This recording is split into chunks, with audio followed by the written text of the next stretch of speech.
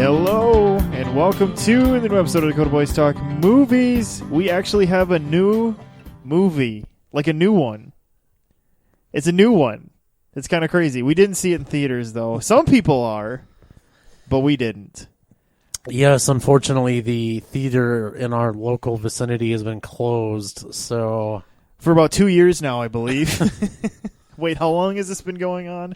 Was that before or after the riots? I forget. Jeez, who knows? Let's see. What year is it? Okay. Yeah, so I think even if our theaters were open, there'd probably be a slim chance this would come. Although we have the Main Street theater that sometimes gets like more of the independent movies. You know, I feel like there would probably be a huge like community event for this film there.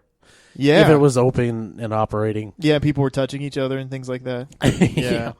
Yeah, so we're going to be talking about the movie Before the Fire. This is probably a movie we wouldn't have done on this show, except that we found out it was filmed almost entirely, except for a few parts, in the area of Mitchell and Delmont, South Dakota. So we thought, well, we should check this movie out. It was filmed in our neck of the woods. That's Or right. close enough to our neck. Maybe it was filmed in our stomach of the woods. It was East River, anyway. And we're East River, South Dakota. So, close enough.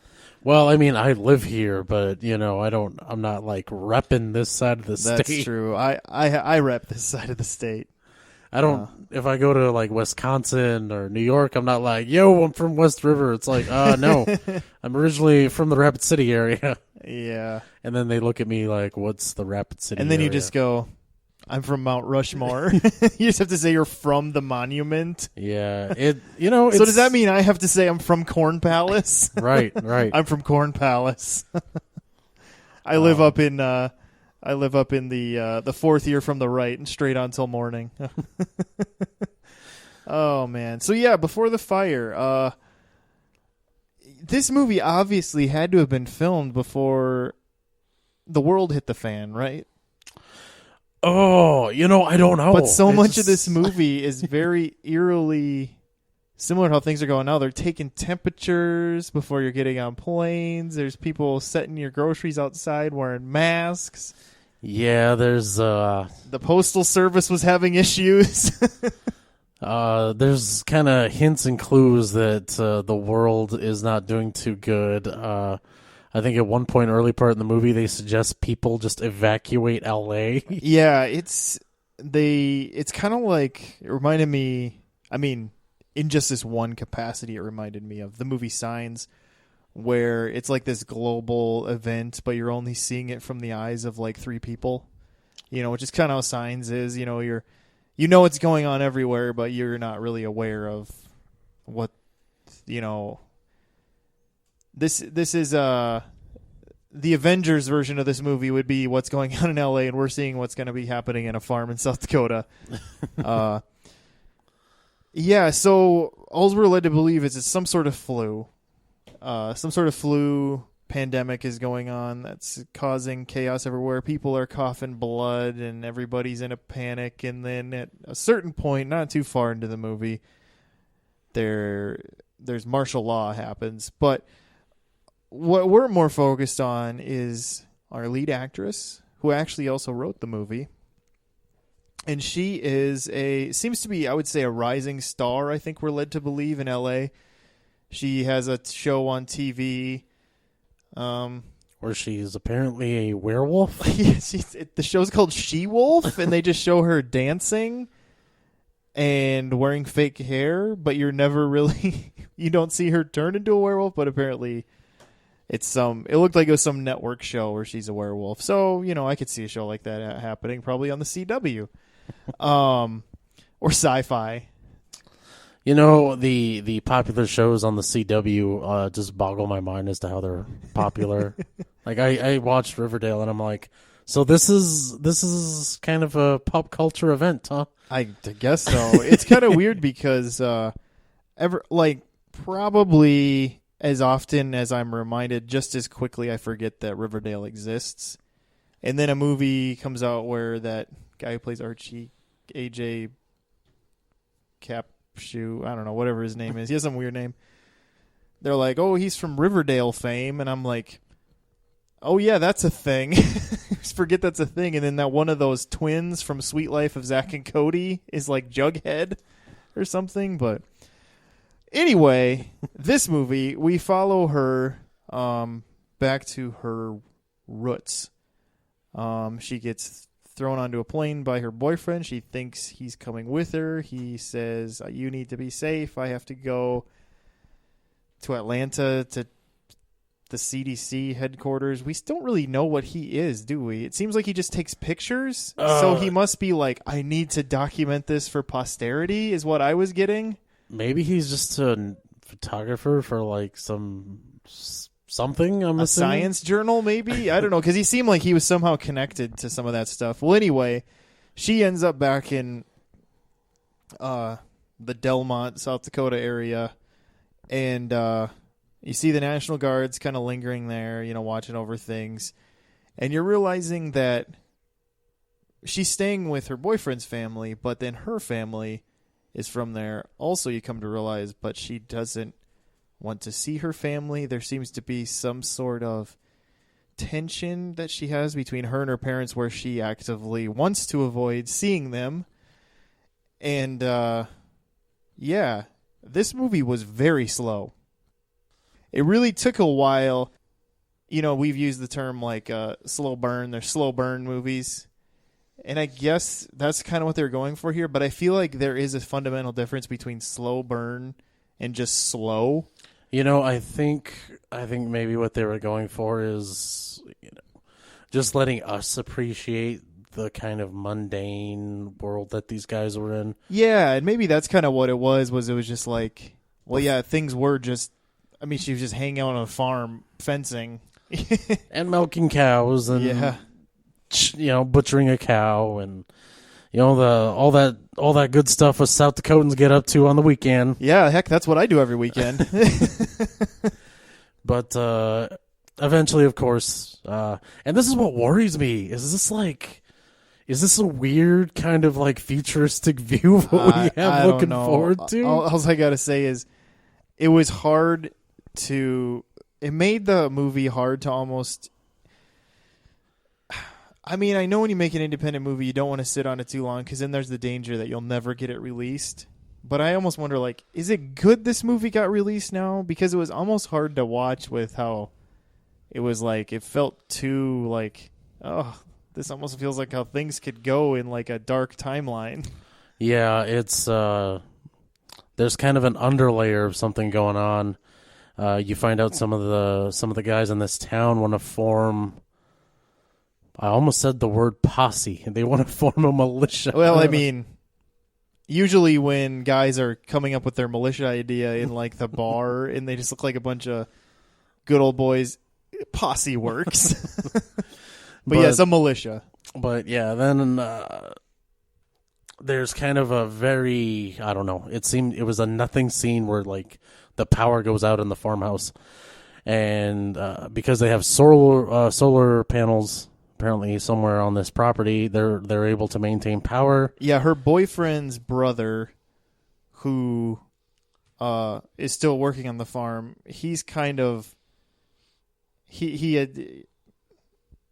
She calls him a doomsday prepper. It's like borderline. He's not like a he's just prepared for, it's almost like what I feel like some farmers and some people in South Dakota do when they know that they could be trapped in the wild in the winter, where it's like, well, I want to make sure we have heat and I want to make sure we have food for a while.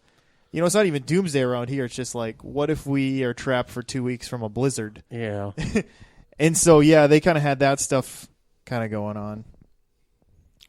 But yeah, after that, it's you in a later scene realize that everyone else is without power. Yeah. And seeming that we know anyway. Yeah. And that's when things kind of get upended. You find out that martial law has been declared by a guy who sounds eerily. Yeah. There was just the vaguest, like, he had just like enough of a Trump cadence where it's like, I think maybe they were trying to make it sound like Trump. Yeah, but so there's that, and then things kind of I don't know. I don't really want to spoil this movie, so I'm not. I don't know. What do you think, I Steven? don't know. It's tricky because I feel like the movie spoiled itself a little bit. Yeah. On the cover, it shows her like sporting a shotgun, and she looks like she's ready to go Mad Max on some people. Yeah. But you kind of are realize what kind of the gist of it is like her family that she's not speaking with, her dad that seemingly must have been abusive to her physically. He seems to be kind of heading up this whole militia thing, which we're led to believe through her is going to be terrible because he's just like a relentless, angry man. And yeah, and so I guess the movie really ends up working its way to becoming kind of, I guess, a thriller at the end. Like it's kind of like tense anyway. Yeah, there's actually a point where this movie turns into a thriller because there's the feeling throughout that it's going to be like a kind of like a family drama. Like you find out the mom she's diabetic and she's running low on insulin, and Her boyfriend's mom. yeah, Yeah. her boyfriend's mom, and then her actual mom comes to see her, and the woman's a wreck and begging for money. And then it's almost like a switch gets flipped, and it becomes a whole different movie, but not in a bad way. There are movies that do that, and it's sometimes kind of garish or just really off-putting. But when this film does it, I feel like they did it. It was like it ascended to another plane, and it was all very logical. Would be one way. Yeah, I did appreciate that about this. That when it finally did kind of get to that point, and the switch was flipped, that it made sense, and that it didn't go over the top with like just either her just like things just going like full Rambo, like bad Rambo, not the first Rambo that's actually good, but the Rambo at his worst, and it also didn't like become like one of those like, I don't know, some sort of I spit on your grave type movie either, like those weird 70s exploitation almost type movies. Like, kind of it stayed logical, it stayed real, and it didn't go over the top. Yeah. But it still had like kind of this. There's not a scene where she like starts up a chainsaw and like takes the guy out. Yeah. Yeah, and just is magically topless or something, or whatever they do.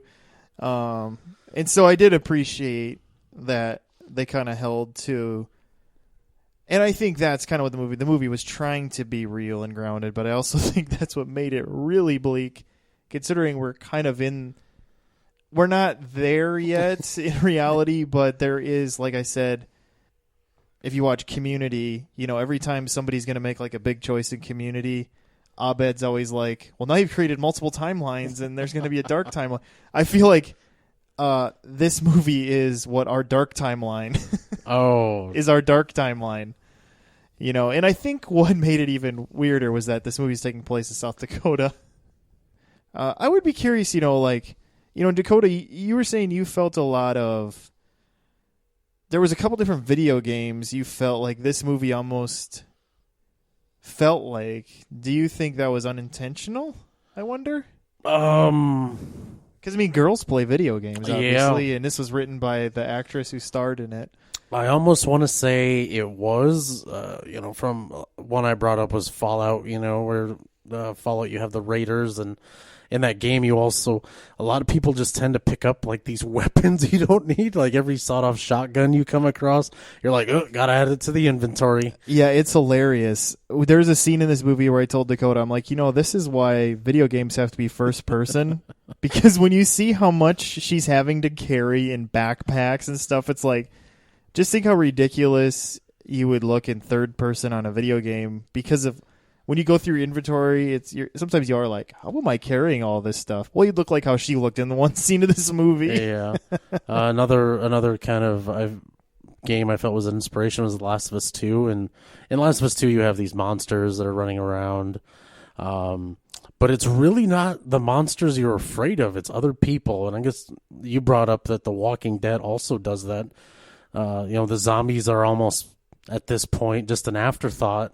Yeah, especially when you get into like the third season on in Walking Dead, it's almost like it's more like you're more worried about people, like what other people are going to do to you than the zombies. Like the zombies have become just like this thing that gets in your way sometimes. I think that maybe this is not a great comparison totally, but another... I feel you have to do a little bit of comparison. So I'm going to use The Babadook. Oh, okay. Because that was kind of like that was a first time director, writer, and, it was done by women, directed by a woman like this movie was. And really from a woman's point of view. And, now when I look at this movie wasn't as strong as Babadook, but I think there is something here. You like where these people should not give. I mean, my opinion means nothing really at the end of the day. But what I'm saying is that I think they have more to give, and I think she should keep going. This isn't a terrible freshman movie. Well, Steven, I guess it just... I don't think your review is going to be on the box art for this movie. I mean... It's just on the front. It wasn't the worst freshman movie I've seen. I oddly enough like this movie, and it doesn't feel like this is coming from inexperienced filmmakers. I mean, she's probably done other things. This is probably just the biggest thing she's done. But the camera angles, I brought up to you, the score, very minimalistic score, but very effective. Yeah, it had a lot good things for it. Very haunting. Small movies like this, I think sometimes the cinematography is kind of crappy, especially when they do that thing where the camera shakes like too much, like you're almost like a person there watching these people in their lives. Yeah. I kind of hate that, but in this movie, it just seemed natural. Yeah. Can't really fault any performances here. The guy that played the dad, man, he's the stuff nightmares are made of, ladies, and gents, and Klingons. Yeah, and that was the other thing I appreciated too, is that he was an absolute jerk. But like, jerk isn't even a strong enough word. But he was never over the top. Like, everything he did was like, even when it was maybe like, whoa, it was like, it still never like felt out of character. Or like I said, over the top, I guess would be. What? And it made it frightening how real he seemed in some of those capacities. It is kind of unsettling on top of everything, where there's those moments where he almost seems like he loves his daughter. Yeah, that was interesting too, where there were, I know what you mean. There were these few moments where it was like, oh, yeah, he is the dad. And then you have to remind yourself, like, yeah, but he's terrible. It's a very psychotic version of tough parental love, I feel. Yeah, and because there is, I'm not going to say what it is, but there is a moment where our protagonist is in a bit of a pickle, and he does kind of essentially help her out. And it was like so almost like touching in a way. Yeah, but kind of unnerving. Yeah. Yeah. And it was just, oh man, there's a lot going on in this movie, and I was not expecting it from this movie. I really don't want to do this, I want to bring it up. It Comes at Night. I was so intrigued by It Comes at Night, and I watched it, and I think within the first like half hour, I knew basically how things were going to end. With this movie, I did not get that at all. It really did kind of keep my attention focused on the screen. Yeah, you're definitely keep involved. I think I finally have a better comparison. Ladies and gentlemen, the artist at his work. Christopher Nolan, Okay. his first movie following is not his. It's an interesting movie like this one. It's very intriguing, kind of unnerving. A little, you're trying to understand because this guy just follows people and then he gets caught up in their lives. I don't know if you've ever seen it, Dakota. I'm going to be honest with you. I started it so many times and then fell asleep. So yeah, and I've seen 10 minutes of it, maybe. yeah, and it's kind of like this movie, but not. It's like this movie in the sense of like really just kind of moves, but at the same time you're seeing that it was another good example of like, okay, this guy has a lot more to give, and I think we're kind of seeing that here is just like I think these people are going to make better movies. Yeah. And I think this is a great jumping off point to show that they have something, because you're talking about, it's like the way they use the camera, the way that they even, whoever it was, or the director or just the way they just trained these people into these roles, that they just felt so kind of believable and realistic. And then, like you said, the way they were able to kind of use the music on top of that, it was like, okay, all these things are working, where I don't think this is going to be the last time we necessarily hear these people's names. Charlie, what was her name? Charlie Bueller, I think, was the name of the director. Yeah, and then I cannot remember the name of the lead actress and the writer. Jenna Ling. All I could think of is her middle name looked like Lang. Yeah, it was like Jenna Ling. Boy, we're really bad at this. Folks, you're getting what you're paying for, okay? I never promised you Roger Ebert style reviews. Steven may have, but I didn't. Yeah, Charlie Bueller was the director, and then Jenna Ling Adams was the writer and star. And I wasn't sure what to think about her at first in the movie. And then as the movie went on, she was really good. Jenna Ling Adams. I thought she was really good in this movie because she's very pretty, very, very pretty. And so she's more than just a face, Steven. Come on. No, but what I'm saying is, so she was believable as being like, okay, she's making it as a star of a TV show in LA, is what she's supposed to be on this She-Wolf show. Well, that made sense, because you would put a very pretty girl like that in your show. But then when you get back, when you get into the more like everything falling apart, she's still believable. This is what I'm getting at, Dakota. She wasn't just a pretty face, but that she was the one who had to carry you through the whole movie. And then even though I thought there were parts that kind of plotted, and I'm like, okay, are we going to get there? She was always great. And honestly, even pretty much everybody around her was too. And that's what I'm saying. It's like, they must have done a good job picking the actors, but also this director, Charlie Bueller, I mean, I think she must just have an eye for getting the shots and getting things out of people, where it just kind of reminded me of some other movies where you see early on directors where you're like, oh man, I think they're going to be going places, like James Wan. We've talked about him on the show before. It's just like, oh, this guy's, I think, got something here. And even when he did Dead Silence after like the Saw movies or whatever, and it's kind of like a dumb horror movie, it still scared the jeepers out of you, And just because he was so good at getting the shots and things like that. And so, it does kind of get you excited on that level, even if this isn't maybe my favorite movie. Or whatever. I did appreciate a lot of that. So I have a question for you. Before we started watching this, I asked you because you said you had seen part of the trailer. What is the vibe you get from the trailer for this movie? Like, what is it like? Is it a horror movie? The trailer made it seem like it was. The trailer actually, for the most part, maybe just kind of told me too much about the movie.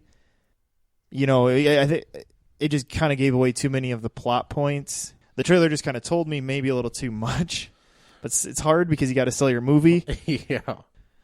But yeah, so I think with that being said, Dakota, this is right now probably the easiest way to see it, unless you happen to live in a place that has a theater open and is carrying this, is VOD. Sorry, video on demand. If you don't know what that means, most people I think do now. What do you think about that?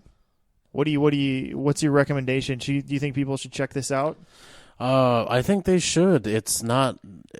I mean, it's not as expensive as Milan's gonna be. I mean, it's it's more of a. It's pretty. I think it's a pretty decent film. And you know, anyone that has any regrets, that's on you, bro. Yeah, and I mean that's the thing. I don't like hate that I watched it or anything. Like I think if you kind of go in just being like, oh, I'm ready to just kind of watch, like maybe just kind of more, because this movie's kind of more of just like someone's journey type movie, you know. And so I think if you go in just kind of knowing like, oh, I'm just going to kind of go on this journey with the characters, and I'm not expecting some blue sky beam at the end, you know, with 20-minute action scenes or something. You know, if you're going in for kind of a quieter movie, this one isn't a bad one to check out. It does get bleak. I mean, obviously, and so know that. But I think that's a little obvious just if you read what the movie's about. Since the movie says, talking about a global pandemic going on and her having her past come back. You know, I mean, those things are usually things that lead to bleakness. So I think if you know those things, you know, like we said, you know, for both of us to watch it, you know, it was cheaper than going out to a movie even, you know. And so. Yeah. You don't know, in a weird way, these movies, these kind of smaller movies, in a way, cleanse the palate, I feel. Yeah, definitely. And I brought this up with The Lodge and The Assistant. But, yeah, I think, in a way, it's kind of good that, you know, we still have these movies. On the recommendation of Mr. Sunday Movies, I was kind of going back and watching the Transformers movies. Oh, God, yeah. They've been doing those in Caravan of Garbage, haven't they? And, they are so bad. Yeah. I was really into that first one when I came out, and it's just like, I'm looking at myself from that year it came out and just shaking my head. Yeah, like, same. You fool. You fool! I actually have only seen the first two Transformers. I pulled out quicker than a lot of people. I still have not seen The Last Night, and I don't think I will. And that's because I had heard the rumors that it was actually like a fantasy, just a kind of fantasy script that someone was like, we could turn this into a Transformers script. Yeah, well, it sounds like they had an idea for doing a Transformers Arthur thing, and they had an idea for doing a different type of Transformers movie, and they just shoved them together into The Last Night, and it just made a big mess. Yeah.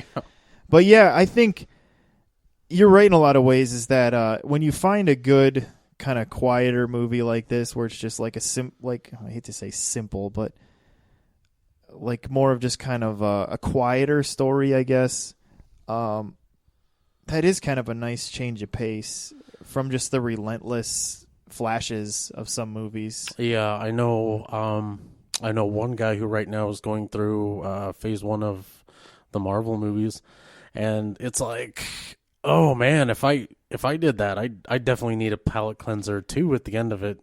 And it just, you know, I think those movies with all the thrills and the action set pieces, it kind of numbs you to them a little bit.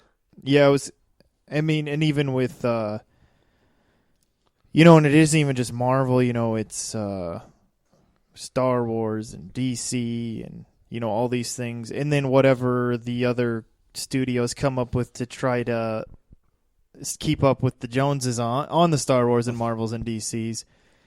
And so, yeah, and I think, you know, with the future of cinema kind of in limbo, and I don't know, like that, I can't decide if that, in some ways, is a good or bad thing for these type of movies. Like, well, because I know people are like, well, these places, if theaters close, where will the little movies go? And it's like, well, there's so many streaming services. I guess they try to get sold to a streaming service, but is that good or bad? Because then they get lost in the library of everything. Yeah. So I don't know. I don't know. It's interesting. I guess you just hope your movie is interesting enough where it gets proselytized by people telling you to see it. But as far as Before the Fire goes, I mean, it's definitely an interesting movie, and I think it goes a different direction than maybe you would expect it to go, and that isn't always a bad thing. I think there's a lot of good here. I just think you have to realize going into it that it's going to feel a little too real, a little. At least it did to me, where I was like, oh, it's so bleak.